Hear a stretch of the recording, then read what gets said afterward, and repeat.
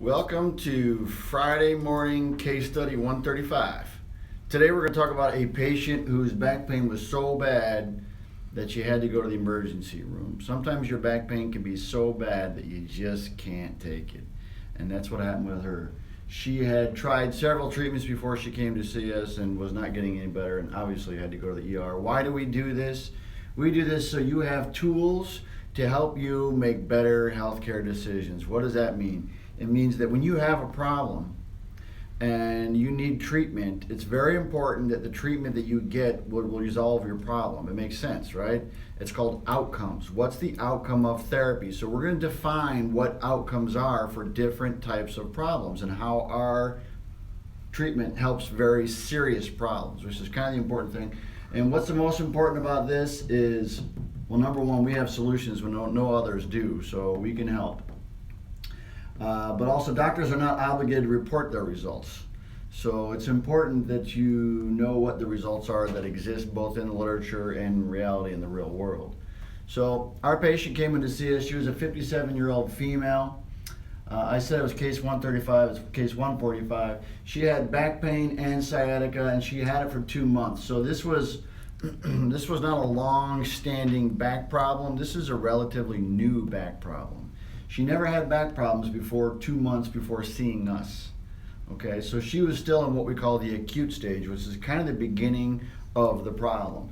Before she came to see us, went to the ER because her back pain was so bad she couldn't take it.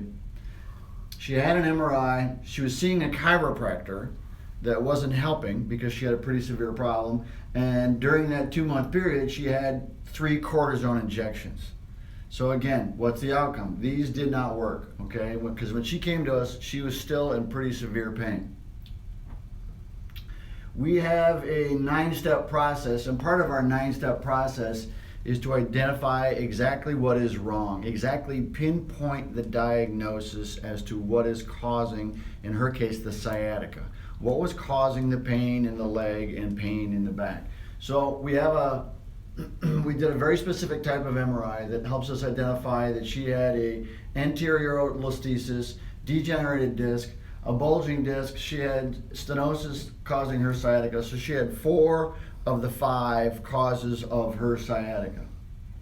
Okay, sciatica is a pinching of the nerve. We've talked about this.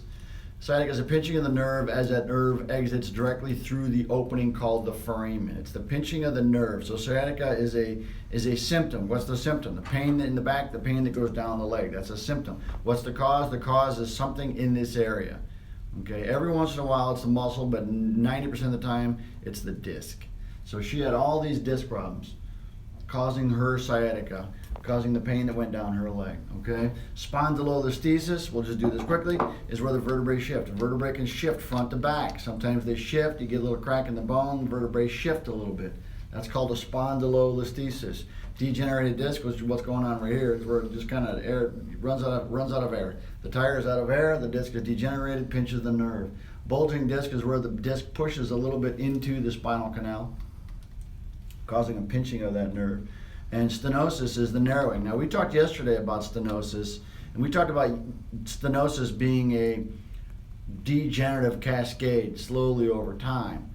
Okay, this woman had back pain for 2 months, but she's had this degenerative cascade. She didn't wake up one day and all of a sudden have stenosis. It's been going on for a long time where you get this degeneration to finally it breaks it down or it gives out. And when it gives out, that's when the pain becomes so bad, and that's why she had to go to the ER.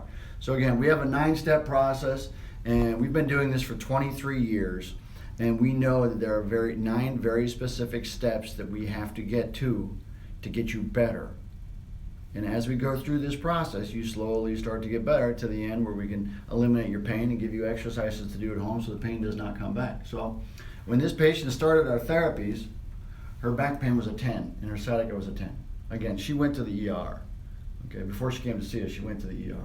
Her Oswestry Disability Index, which is how we score how bad the disability is for your back or what effect the pain has on your lifestyle, she was borderline between severe disability and almost crippling. Okay, a 60 is very high, 20 is low, 100 is the highest.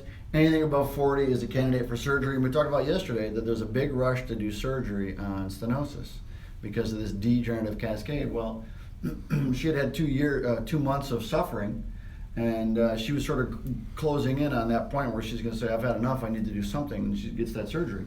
But she didn't. She came to see us.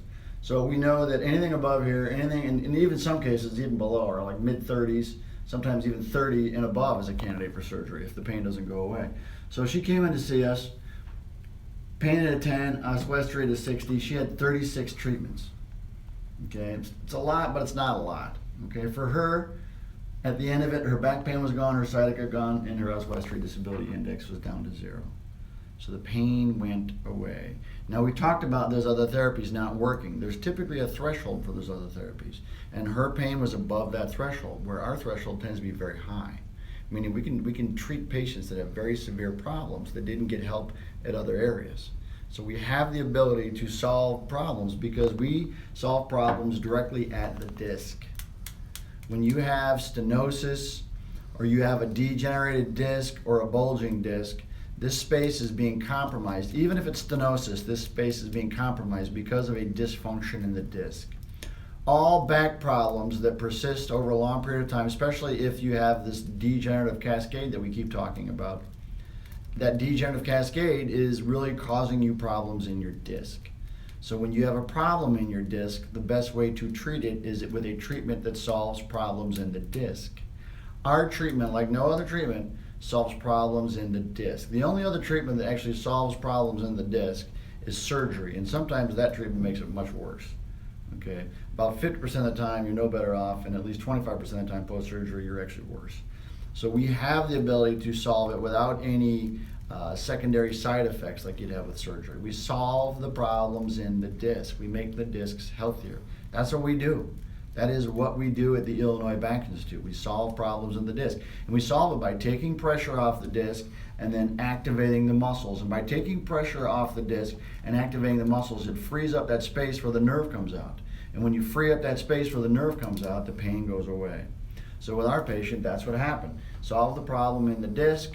We followed up with her 3.5 years later. And 3.5 years later, her back pain was still at a 0, her sciatica was a 0, and her oswestry was a 0. So she was better. She was better and the pain didn't come back. I get this question all the time, how long does it last? Well, for her, 3.5 years, but she doesn't have any problems at all. To this day, she still does not have problems. So if you solve the problem in the disc, make things stronger and more stable, the pain goes away. What we do is we allow that disc to go back to the inside, makes your life better. That's big. If you like what you hear today, I want you to hit the subscribe button. Subscribe to our information and do me a favor, share this information. Why? Because what we have is different. What we have is different and we can help people. And we can help people avoid surgery.